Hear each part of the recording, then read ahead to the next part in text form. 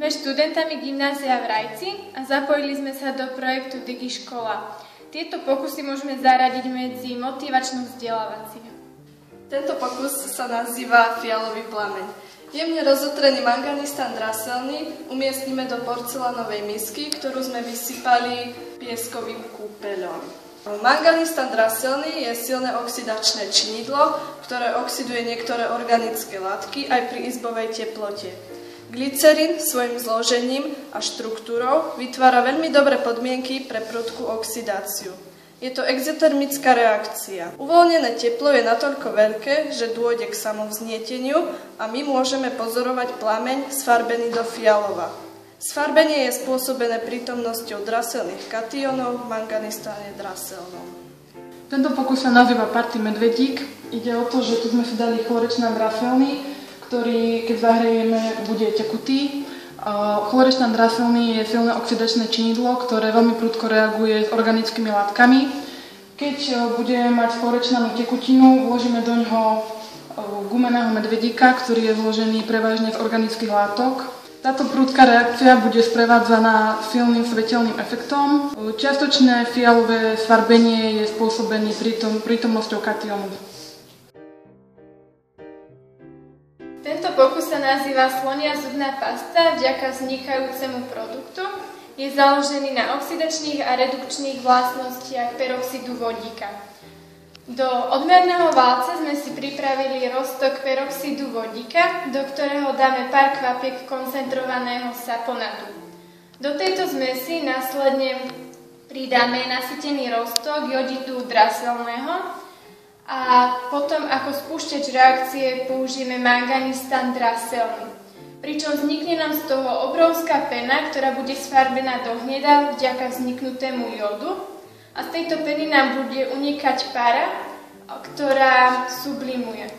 Takže môj pokus sa volá farebný vodotrysk. Je to reakcia zásady s kyselinou, pričom vzniká neutrálny roztok a CO2 sa nám vylučuje. Jednoducho si spravíme zásadiť tú tekutinu z hydrogénu uhličitano-sodného, čo je teda soda a vody. Do tohoto roztoku pridáme indikátor, čo je výluch z červenej kapusty a vzniká nám zasadité prostredie. Do tohoto budeme následne dávať cez striekačku kyselinu HCl, čo je kyselina chlorovodíková. Vznikne nám touto reakciou neutrálne prostredie, pričom sa uvoľňuje voda a CO2. Tak môj pokus sa volá farebná fontána.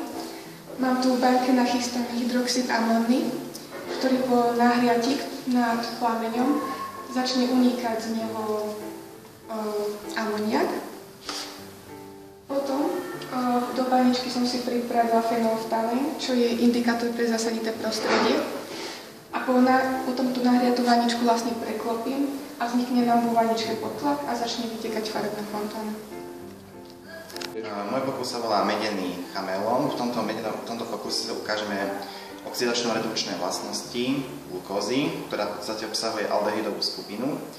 A v tomto pokuse budeme potrebovať vinnásobno-draselný, potom je potrebovať peroxid, zriedený, 10%, a potom je potrebovať pentahydrocíanu mednatého a ešte glukózu, ktoré obsahuje táto glukóza aldehydovú skupinu.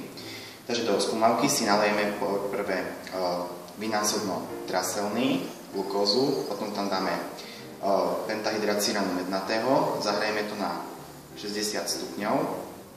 Po zahriatí tam pridáme peroxid vodíka a tento peroxid vodíka vyvolá prudkú reakciu tejto skúmavke, začne v podstate sa vytvárať bublinky, začne unikať CO2 a začne sa meniť farba z modrej na oranžovú a spätne, potom zase tam pridáme peroxid vodíka zase na modrú a potom zase spätne na oranžovú farbu.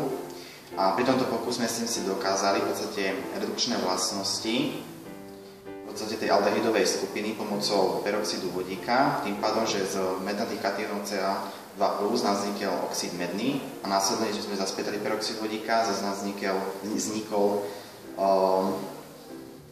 v podstate katióny Ca2+. No a pri tomto pokuse sa meď v podstate redukovala a tá glukóza podstate sa z nej vytvorila kyselina glukónová.